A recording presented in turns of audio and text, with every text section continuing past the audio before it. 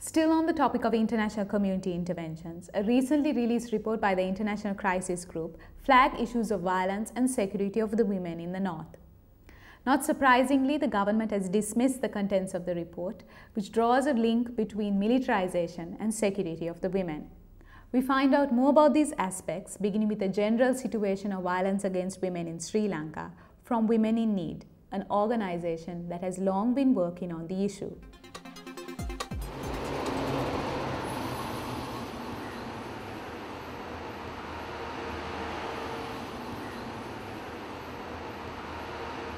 Well, the extent of the problem has, I think, expanded because more and more women come to see us at Women in Need, and the problem has grown to be a little more brutal than it was 15 years ago.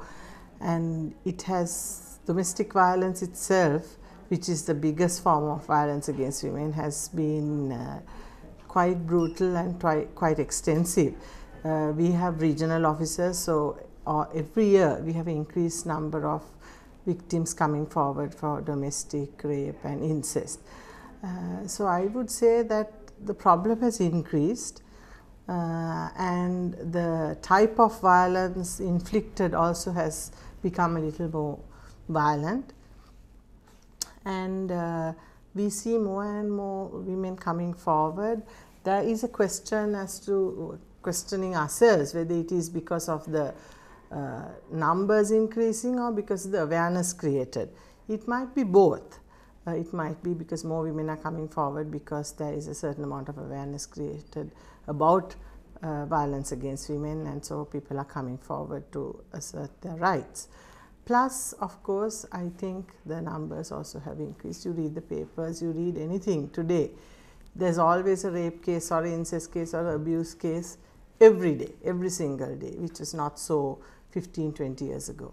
Has Sri Lanka's recent history of war and violence and militarization contributed to an increase in incidents of violence against women? My belief is that the war has a certain amount of effect on this. 30 years of war, people have seen a lot of violence, a lot of brutality, a lot of bloodshed, and people have got used to violence. People have think it is the norm. So there has been a lot of weapons used in recent cases where weapons have been used in cases of domestic violence also.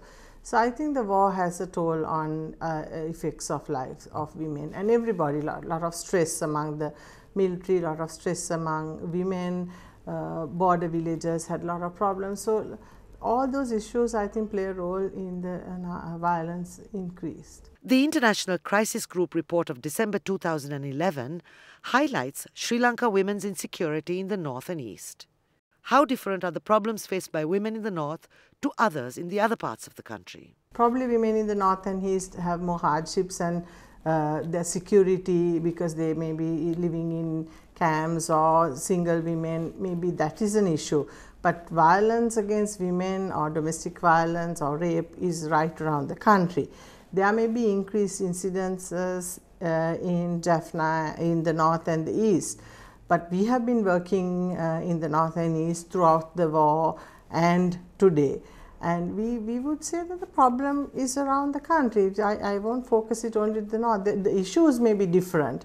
There may be, say, in the Muslim community, there are cultural barriers, so there are issues like that coming forward, but not necessarily because of a military presence only, not in our experience. Has the introduction of a legal mechanism, the Domestic Violence Act, made any difference to the situation? It has made a big difference because people now can really go and get some protection.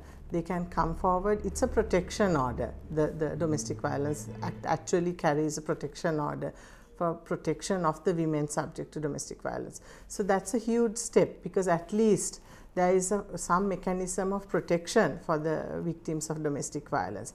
It is not the foolproof, ideal act that we would all like with a lot of support services and things like that. But this is a start, and I think that has made a big difference. But we need to work more on it in the sense of sensitizing law enforcement officers, the judiciary, the police, telling them the realistic picture of domestic violence and why we need to be sensitive to protect the women. It is, people have this notion that it is going to break up marriages. That is not so. It is only a protection mechanism to protect the woman from continuous violence, and that's all. It's not breaking up the marriage.